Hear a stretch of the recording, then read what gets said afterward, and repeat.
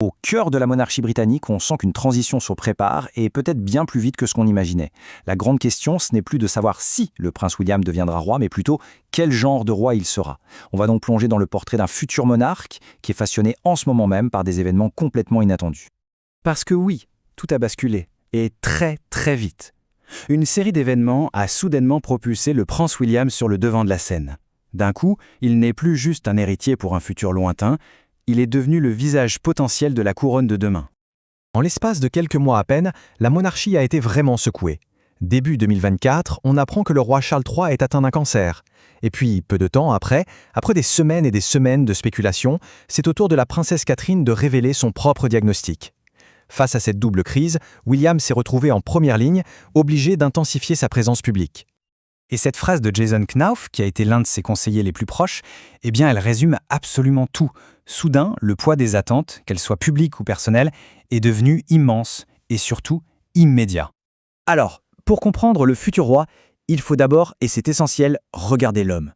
Le mari, le père. C'est vraiment le cœur de son identité. Le prisme à travers lequel il voit absolument tous ses autres devoirs.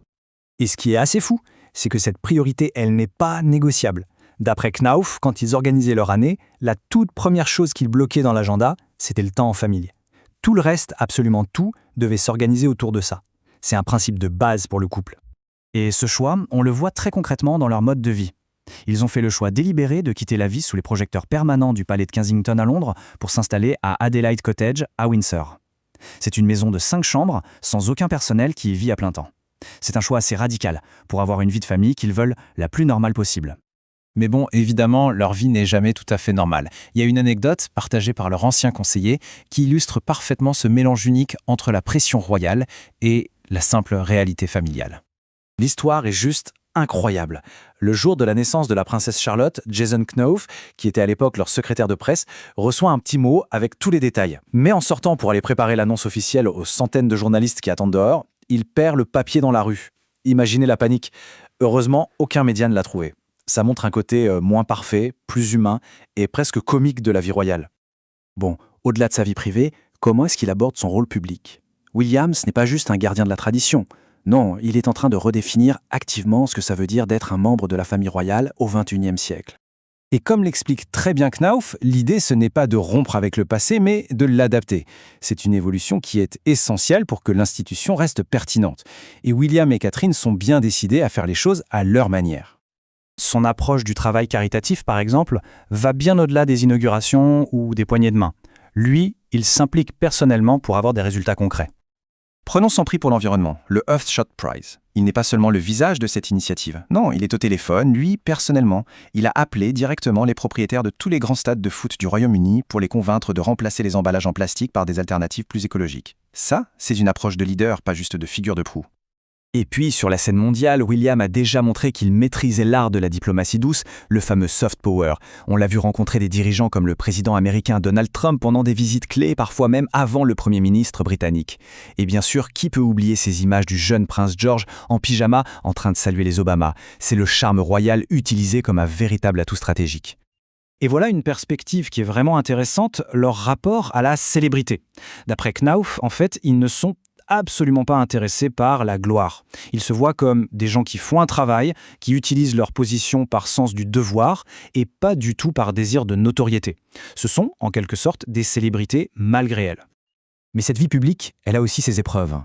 Et l'une des plus difficiles, et certainement l'une des plus médiatisées, ça a été la rupture avec son frère, le prince Harry.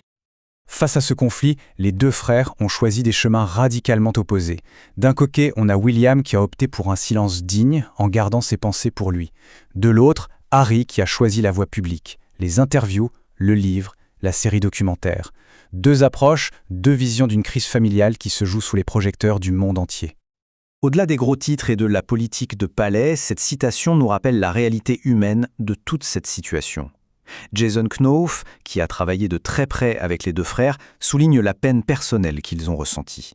Au final, c'est une histoire de famille qui se joue sur la scène mondiale. Alors, qu'est-ce que tous ces éléments nous apprennent ? Eh bien, quand on assemble toutes les pièces du puzzle, on commence à voir se dessiner un plan assez clair pour le futur règne de William. Si on devait résumer les piliers de son futur règne, ça donnerait quoi ? Premièrement, la famille comme point d'ancrage. Deuxièmement, un statut de célébrité qui est accepté par devoir, pas par désir. Troisièmement, un leadership très concret, impliqué et vraiment axé sur les résultats. Et enfin, une vision moderne pour adapter la monarchie à une nouvelle ère. Voilà, en somme, le plan du futur roi William V. Et ça nous amène à la question finale. On sait que la monarchie doit évoluer pour survivre. Est-ce que le modèle de William, ce mélange de famille, de devoir et d'action, est la formule qui va lui permettre de traverser le XXIe siècle? C'est une question qui le dépasse, lui, personnellement, et qui engage l'avenir de l'institution tout entière.